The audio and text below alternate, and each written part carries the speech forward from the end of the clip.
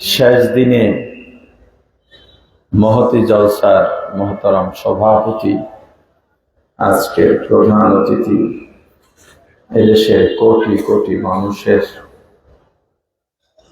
রাসূলের নির্দেশিত পথের পথ প্রদর্শক,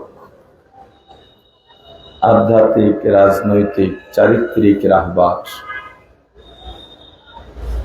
হযরত পীর সাহেব হুজুর চরমনাই হাফিজাহুল্লাহ তাআলা, দেগার মুআজ্জাজ মুকাররম হযরত উলামায়ে কেরাম, দূর দূরান্ত থেকে আগত ইসলাম প্রিয়, দ্বীন প্রিয়, মধ্যে মুজাহিদ, আল্লাহ রাব্বুল আলামিনের আশিকিন, জাকিরিন, শাকিরিন মুসলমান ভাইয়েরা, কলিজার টুকরা সমবয়সী যুবক ও ছাত্র বন্ধুগণ, পর্দানিশী মা ও বোনেরা, আল্লাহ তাআলার দরবারে লাখ কোটি শুকুর সুজুদ যেই মহান রব্বুল আলামিন আমাদেরকে হায়াত তাইয়্যিবা দান করে দুনিয়ার জান্নাতের বাগান কোরআন সুন্নাহর আলোচনার এই মোবারক মজলিসে আশা ও বসার মতো তৌফিক দান করেছেন, আলোচনা শোনার মতো সুযোগ করে দিয়েছেন, এজন্য শুকরিয়া আদায় করি আলহামদুলিল্লাহ।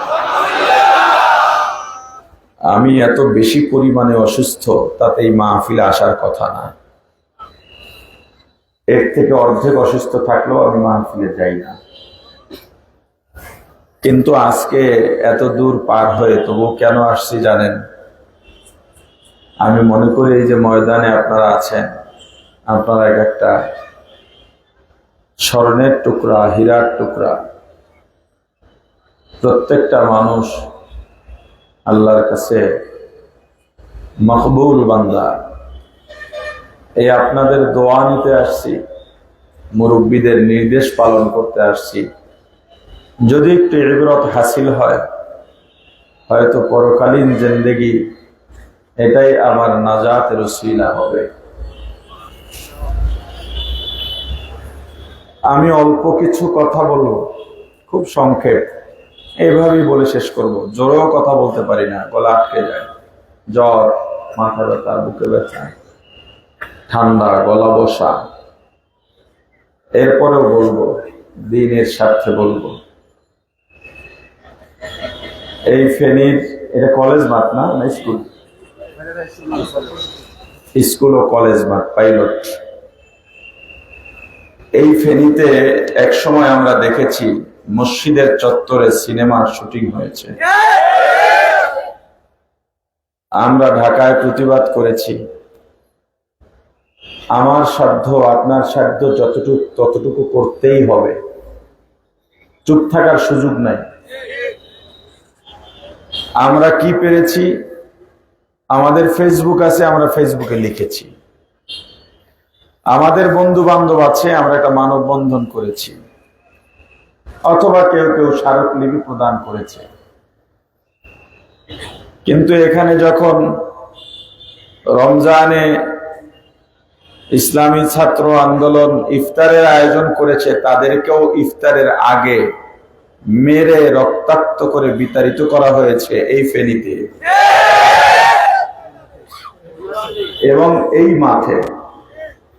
এই নিউজও আমরা ঢাকা বসে পেয়েছি, ওই একইভাবে আমরা প্রতিবাদ করতে পেরেছি। ফেনী এসে দুর্বৃত্তদের সামনে চোখে চোখ রেখে কথা বলতে পারিনি। ফেনীতে যারা ছিলেন সর্বোচ্চ চেষ্টা করেছেন, বেশি পারেননি, কারণ 17 বছরের ফেসিবাদী জগদ্দল পাথর আমাদের উপরে চেপেছিল। সারা বাংলাদেশের মানুষ আজ মুক্ত, আলহামদুলিল্লাহ। এই সাধারণত এই আলোচনাগুলো করি না, যে এই ওয়াজ আসে শুধু এই জুলাই আগস্টের গণঅভ্যুত্থানের কথাই ওয়াজ করে শেষ করে দেয়। এই জন্য আমি চিন্তা করছি এগুলো বলার দরকার নেই। আজকে 2-4টা কথা আপনাদেরকে বলে যাই, যেহেতু এটা চরমনাই নমুনার মাহফিল। বাংলাদেশ মুক্তি কি আসলে পাইছে বলে মনে হয়?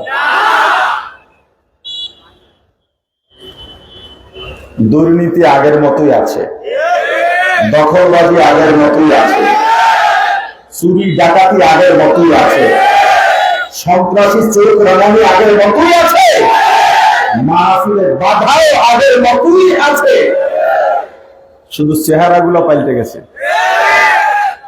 এজন্য কি আমরা ময়দানে নেমেছিলাম নাকি?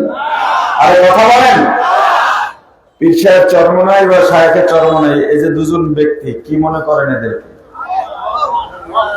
এই বাংলাদেশে আব্রাহাম লিঙ্কনের পুঁজিবাদী কুফরি গণতন্ত্রের নেতাদের কর্মীরা শুধু মুখে বলে নেতার জন্য জীবন দেব, লাঠি পেটা শুরু হইলে নেতা কর্মী তুইয়া পালায়, কর্মী নেতারাই পালায়। কিন্তু চরমনাই পীরের মুরিদরা, পীর সাহেব চরমনাই অনুসারীর ভিতরে হাজার হাজার এমন মুরিদ আছেন, এমন মহাব্বত ভালোবাসার মানুষ আছেন, জীবন দিয়ে দেবেন, নিজের শায়েখকে ছেড়ে এক কদম নড়বেন না।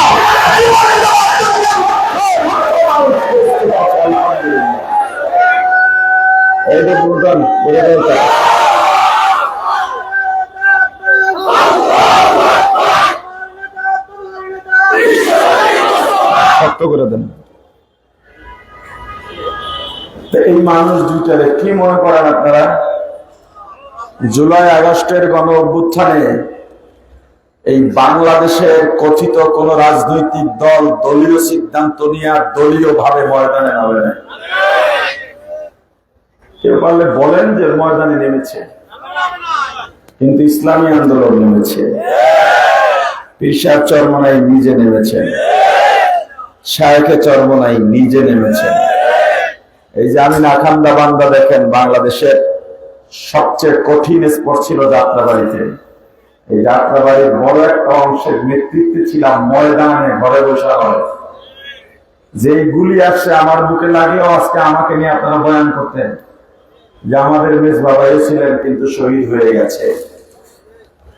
কিন্তু আমরা এই যে আপনাদেরকে মুক্ত করার জন্য জীবনের এই আন্দোলন যদি ফেল হতো, আজকে পীর সাহেব চরমনাইকেও আয়না ঘরে নেওয়া হতো, শায়েখে চরমনাইয়ের অস্তিত্ব রাখতো না, এই হাবিবুর রহমান মিসবাহকে এখানে বসে বয়ান করতে পারতো না।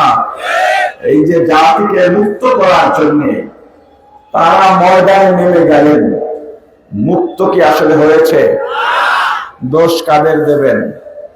এই আপনারা, এই সমস্যায় আপনাদের মাঝে এই সাধারণ মানুষ যদি ঠিক না হয়ে এই দেশ মুক্তি পাবে না। আপনাকে ঠিক করতে হবে ভবিষ্যৎ নেতৃত্ব কার মেনে নেবেন, কোন নেতৃত্বে এই দেশ পরিচালনা করতে চান। আগে ব্যানার ছিল এই খাম্বায় খাম্বায়, ফেস্টুন ছিল, এখন আছে আরো বেশি। বিনা কারণে আগে হুটহাট করে মিছিল বেরিত, কথা কয় না, হুদাহুদি কয়েকজনে মিলে একটা মিছিল বের করত।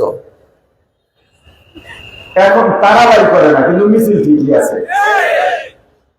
আগে ফেসবুকে শুধু শুধু নেতার ছবি দিয়া লেখতো আপনার সাথে আছে, কোনো কারণ নাই, ইস্যু নাই, কিছু নাই, হুদাহুদি দিত। প্রিয় অভিভাবক, কি অভিভাবক, প্রিয় অভিভাবক। এখন সবই ঠিক আছে, পোস্ট দাতা পাইলে গেছে, এডমিন পাইলে গেছে, ব্যানারের ফেস্টুনের ছবিগুলো পাইলে গেছে, বাকি সব ঠিক আছে। এই ফেসিবাদ থেকে যদি শিক্ষা গ্রহণ না করতে পারি, এই জাতি আজীবন শৃঙ্খলবদ্ধ থাকবে, এই জাতি কখনো মুক্তি পাবে না।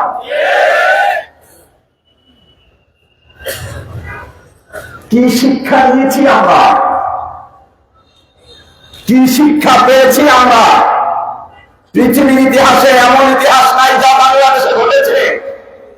কোন স্বৈরাচার সহ তার ঘনিষ্ঠ পুলিশ অফিসার সহ এমপি মন্ত্রী সহ 14 গোষ্ঠী একত্রে একদিনে পালিয়েছে, বিশ্বের ইতিহাসে নয়।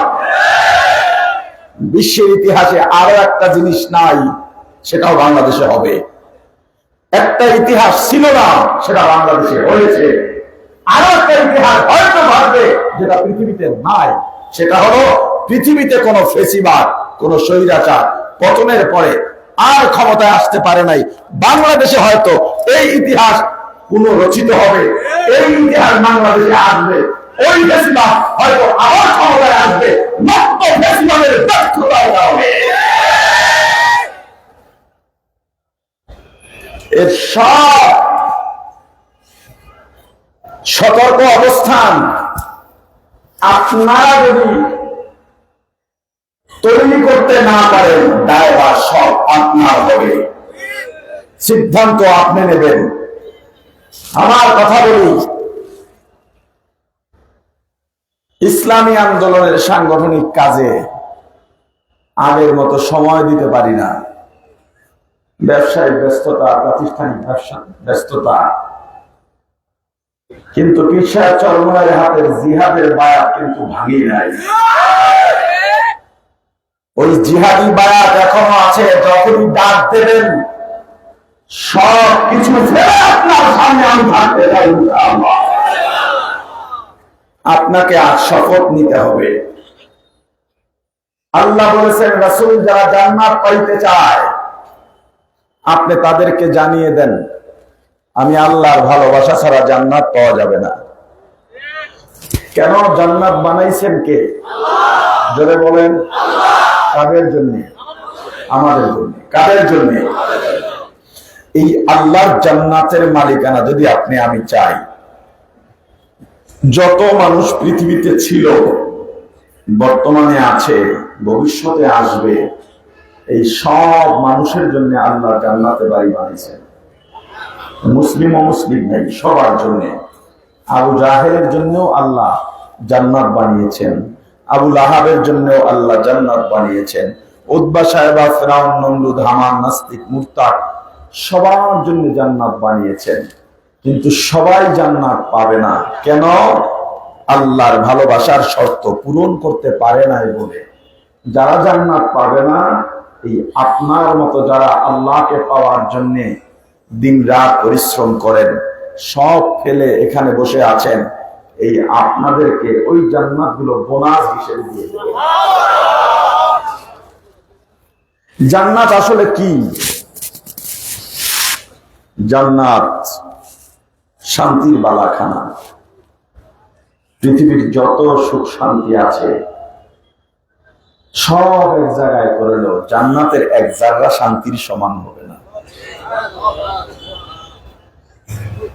জান্নাতীরা হাউজে কাউসার পাবে। এই একটা এক্সাম্পল দেব আমি আপনাদেরকে শুধু। জান্নাতীরা হাউজে কাউসার পাবে। কি পাবে? জোরে বলেন। হাউজে কাউসার পাবে। হাউজে কাউসার কি? হযরত আনাস রাদিয়াল্লাহু তাআলা আনহু বর্ণনা করেন, আমরা নবীজির সামনে সাহাবীরা বসা, নবীজি এভাবে হাতে ট্যাক লাগাইয়া শোয়া ছিলেন, কাত হয়ে, বিছানায় পিঠ লাগাইয়া না। রাসূলের চক্ষু বন্ধ ছিল, তবে তিনি যে ঘুমাননি, ধ্যান করতেছেন, এটা আমরা বুঝতে পেরেছিলাম। একেবারে পিনপন নীরবতা, পিনপতন নীরবতা, কোনো কথা নাই। কিছুক্ষণ পরে নবীজি উঠে বসলেন, মুচকি হাসলেন, জিজ্ঞেস করলেন, হে সাহাবীরা, তোমরা জানো আমি কেন হাসছি? সাহাবায়ে কেরাম বললেন, আল্লাহ ও আল্লাহর রাসূলই ভালো জানেন। নবীজি বললেন, একটা সুসংবাদ আছে। কি আছে? এইমাত্র জিবরাইল আমিন এসেছিলেন, আল্লাহ কোরআনের সবচেয়ে ছোট্ট সূরাটা নাযিল করে ফেলেছেন। ইন্না আ'তাইনাকাল কাউসার ফাসাল্লি লিরাব্বিকা ওয়ানহার ইন্না শানিআকা হুয়াল আবতার। হে সাহাবীরা, আল্লাহ আমাকে এই সূরা নাযিলের মাধ্যমে হাউজে কাউসার দান করেছেন। সাহাবীরা, তোমরা জানো হাউজে কাউসার কি? সাহাবায়ে কেরাম আবার মুআদ্দাবানা জবাব দিলেন, আল্লাহ ও আল্লাহর রাসূলই ভালো জানেন। নবীজি বললেন, হাউজে কাউসার জান্নাতের একটা নহরের নাম। এটা ফেনীর ময়লাযুক্ত কোনো ড্রেন নয়।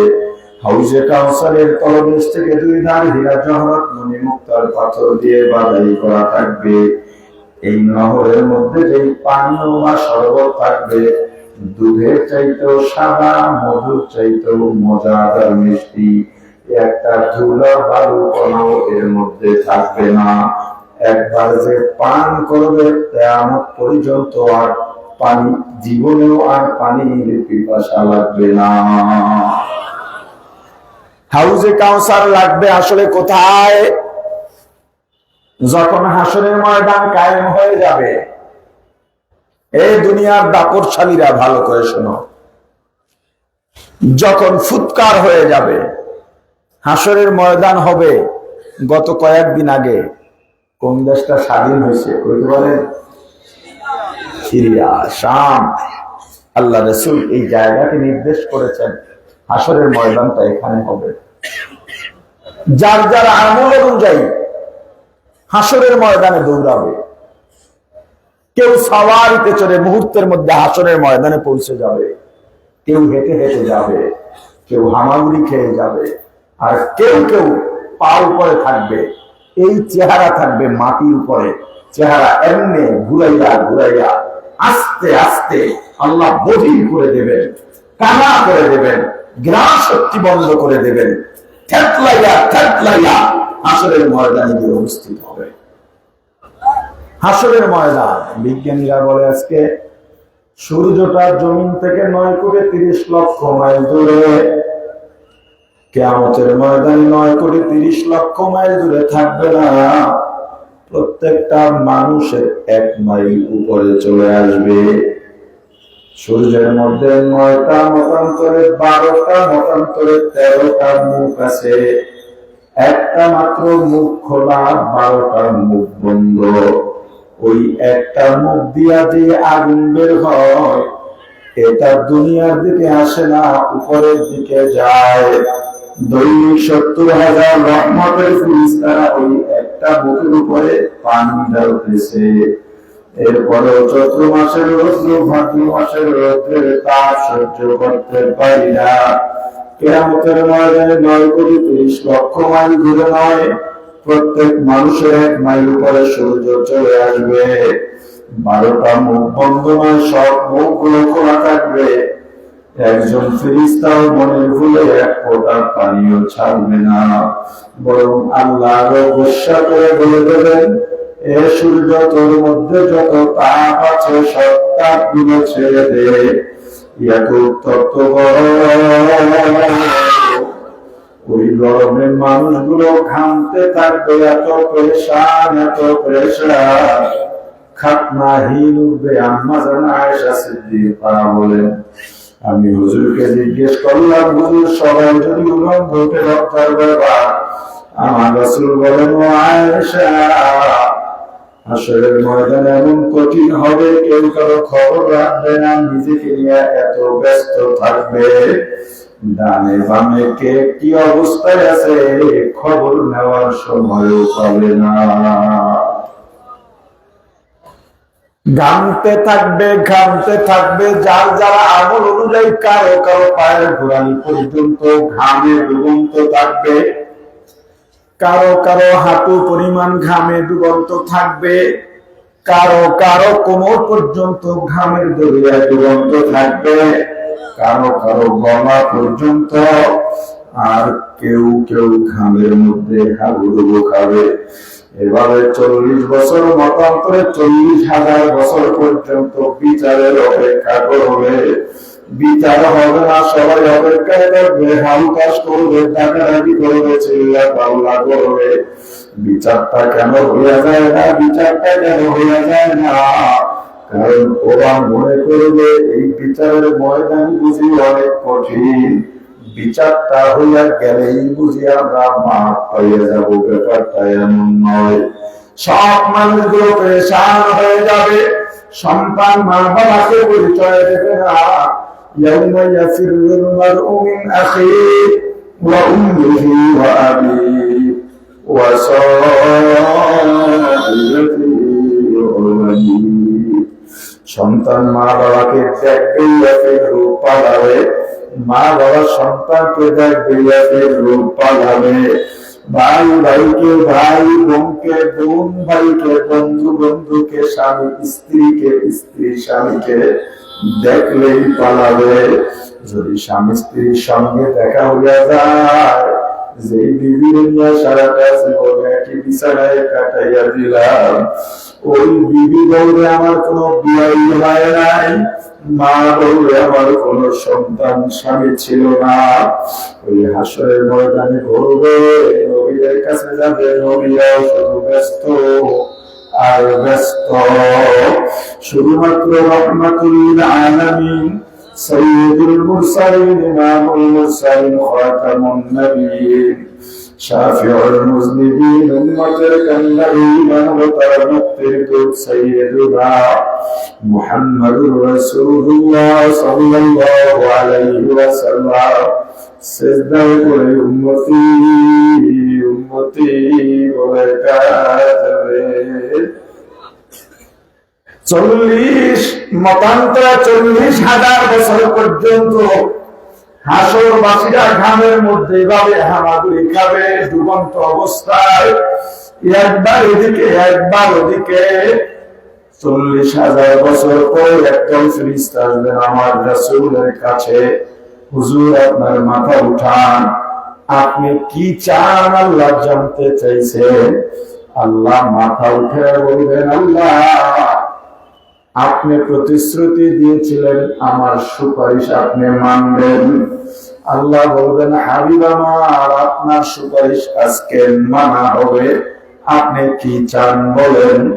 আমার রাসূল বলবেন, আল্লাহ আমার উম্মত কষ্ট পাইতেছে, বিচার কার্য শুরু হয়ে যাক, আর আমার উম্মতদেরকে আমার কাছে আসার অনুমতি দেওয়া হোক, আমি একটু হাউজে কাউসারের পানি পান করে দেব, আর আপনার আরশের ছায়ার নিচে জায়গা দেব। আল্লাহ বললেন, হাবিব আমার আপনার সুপারিশ মানা হলো। বিচার কার্য শুরু হবে। দুই দিক থেকে দুই দল ফেরেশতা আসবে, তাদের বাপ থাকবে অন্যরকম, বিশেষ বাহিনী আসে, প্রধানমন্ত্রী আসতেছে, রাষ্ট্রপতি আসতেছে, চুপ, কোনো কথা হবে না। ফেরেশতা আসবে, হাসরের ময়দানকে একেবারে নীরব করে দেবেন, বিচার কার্য শুরু হবে, কোনো বেয়াদবি চলবে না। যার যার আমলনামা প্রকাশ হবে, তোমার আমলনামা তুমি পড়বে, অন্য কারো করে দিতে হবে না। সাবধান, সবাই চুপচাপ। জান্নাত জাহান্নাম, যেই জাহান্নাম জাহান্নামীকে পাওয়ার জন্য হালুম হালুম করবে, ওই জাহান্নামী পাওয়ার কথা ভুলে যাবে। বিচার কার্য শুরু হবে, ভয় থরথর করে কাঁপবে, হাসরের ময়দান কাঁপবে, আল্লাহর কুরসি সাজানো হবে, আল্লাহ কুরসিতে বসবেন, বিচার হবে, সামনে মিজানের পাল্লা বসানো হবে, এক একটা পাল্লা হবে এই দুনিয়ার সমান। একটা মেঘের মতো আসবে প্রথমে, এর ভিতর থেকে আল্লাহ এসে বিচারের কাঠ গড়ায় বসবে। ওদিকে আমার রাসূল ডাক দিছেন, উম্মত আয়। দুনিয়ায় আমার দেখতে পারো নাই, ফেনীর ময়দানে চরমনাইল হুজুরে বয়ান করছে আমি রাসূলের সুন্নতের কথা, মুহাব্বতের কথা। এই দুনিয়ার বহু নেতা আছে, তার পিছনে দৌড়াইলে কত পাইতি, ক্ষমতাও পাইতি, টাকাও পাইতি, সম্মানও পাইতি। কিন্তু যখনই শুনলি আল্লাহ বলছে, লাকাদ কানা লাকুম ফি রাসূলিল্লাহি উসওয়াতুন হাসানা, আল্লাহ বলছেন শ্রেষ্ঠ আদর্শ আমার রাসূলের। আর জোরে কম, আল্লাহর কথায় কোনো ভুল আছে নাকি? বাজারে গিয়া মাছ ভালোটা কেনেন না পচাটা, সবজি ভালোটা না পচাটা, যেই জিনিসই কিনতে যান দাম কম হইলেও বলে ভালোটা দাও। আদর্শের ক্ষেত্রে পচা টাকা, পচা আদর্শ কেন? আল্লাহ যেখানে বলেছেন রাসূলের আদর্শ শ্রেষ্ঠ আদর্শ, মুসলমান রাসূলের আদর্শের বাইরে যায় কি বলে? বরং রাসূলের আদর্শ বাদ দিয়ে দলের পূজা এমন ভাবে তুমি করছো, দলের গোলামি এমন ভাবে করছো, তুমি রাসূলের সৈনিকরা রমজান মাসে ইফতার করবে, সেখানে তাদেরকে মেরে রক্তাক্ত করো, কিয়ামতের ময়দানে আমাদের সামনে তোমাকে দাঁড়াতে হবে। ওই বিচারের কাঠ গড়ায় তোমাকে জবাবদিহি করতে হবে। ইসলামের বিরুদ্ধে যারা কথা বলে, রাসূলের বিরুদ্ধে যারা কথা বলে, কোরআনের বিপক্ষে যারা কথা বলে, পুঁজিবাদী কুফরি গণতন্ত্রের পক্ষে যারা স্লোগান দেয়, ইসলামী রাজনীতির বিরুদ্ধে যারা আঙুল তুলে, কিয়ামতের ময়দানে বিচারের পর্যায়ে তোমাদের সঙ্গে আমাদের দেখা হবে।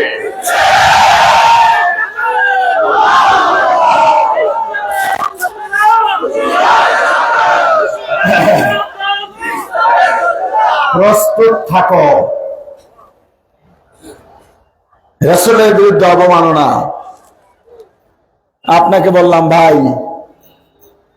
আপনি মুসলমান না, বলে হ্যাঁ। রাসূলের উম্মত না, বলে হ্যাঁ। রাসূলের সুপারিশ চান না, বলে হ্যাঁ। রাসূলের বিরুদ্ধে অবমাননা হয়, চলেন বিশ্বাস চরমনায় ডাক দিচ্ছেন, মিছিল করি। আর তো সামর্থ্য নাই আমাদের, কথা বলে না। একটা মিছিল দিয়ে আল্লাহকে জানাই, ব্যাং পয়গম্বর ইব্রাহিমের আগুনে প্রসাব করছিল, জানেন? নমরুদ হাসে আর বলে, ওরে ব্যাং, আমার এই আগুনের তাপ জানিস তুই, পাওয়ার জানিস?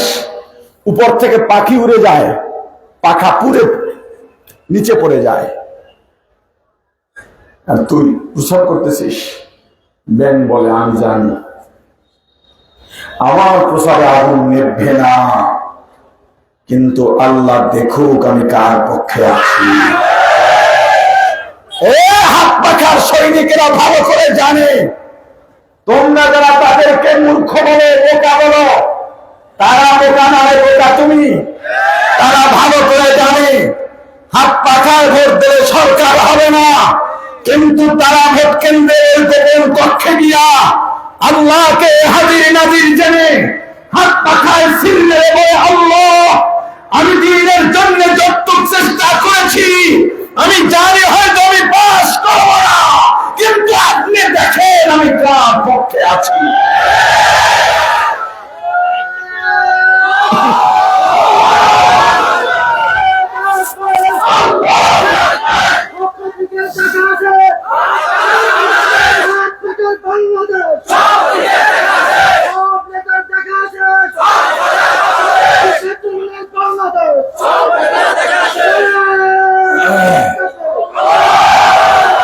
যখন বলি চলেন বা একটু প্রতিবাদ করি, একটা মিছিল দিই, তখন ওই হুজুর, ওই মুন্সি, ওই মোল্লা, ওই হাজী সাহেব উত্তর দেয়, কয় বাবা আমাদের দলীয় সিদ্ধান্ত এখনো আসেনি।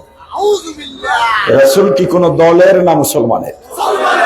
রাসূল কি কোনো গোষ্ঠীর না মুসলমানের? রাসূল কি কোনো পীরের না মুসলমানের? তুমি দলের এত গোলামি করছো, আমার রাসূলের অবমাননা হয়, সেখানে মুখ খুলতে তোমার দলীয় নির্দেশনা লাগবে। বোঝা গেছে তুমি চূড়ান্ত পর্যায়ে পৌঁছে গেছো। কিয়ামতের ময়দানে আল্লাহ স্পষ্ট বলবেন, যে যারে নেতা মানছো ওই নেতার পিছে পিছে যাও, ওই নেতার পিছে যাও। তুমি যে নেতা মানছ ওই নেতা কেমন তুমি ভালো করে জানো।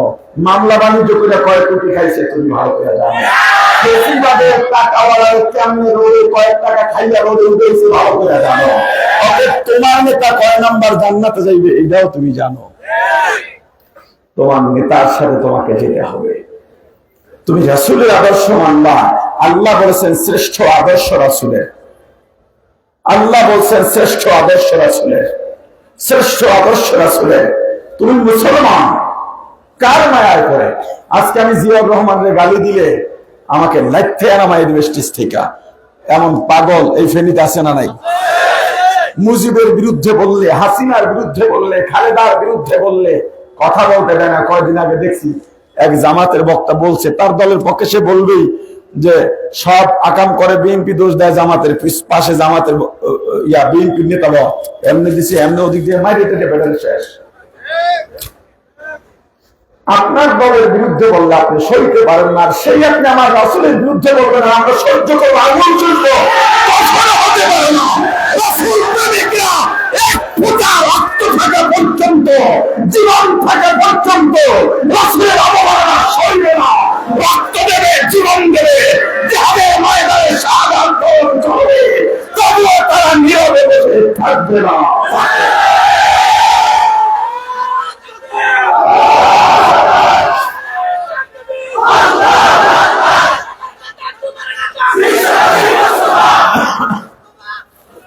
আমি বলে যাই আপনাদেরকে, আমি ছোট্ট একটা মানুষ, সাগর পার থেকে এসেছি আপনাদের দোয়া নিতে। এই ফেনীতে আর ভুল নয়, ফেনীতে বিশ্বাস চরমায় যোগ্য কতগুলো মানুষ রেখে গেছে, প্রত্যেকেই যোগ্য, স্বয়ং সম্পন্ন, এমনকি প্রত্যেকে শিক্ষার সঙ্গে জড়িত। আমি সবার নাম বলতে পারছি না, আপনারা তাদেরকে চেনেন ভালো করে। তাদের নেতৃত্বে এই ফেনীতে রাসূলের আদর্শের দুর্গ গড়ে তোলেন। নতুন বছর চোখে চোখ রেখে কথা বলা হবে, অন্যায়ের প্রতিবাদ করা হবে মুখ চিতিয়ে।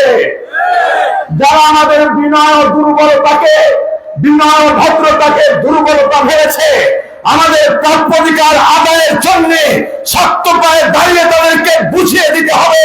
যেই পিঠ দেয়ালে থেকে গিয়েছিল, ওই দেয়ালের পিছন থেকে পা দিয়ে ধাক্কা দিয়ে সামনে এগিয়ে যেতে হবে, বুঝিয়ে দিতে হবে সে ভারতীয় নই আমরা। সমান অধিকার, অমান অধিকার বুঝে নেওয়ার জন্য যা যা লাগে তা তা করতে প্রস্তুত আছি। রাসূলের আদর্শ মানবেন।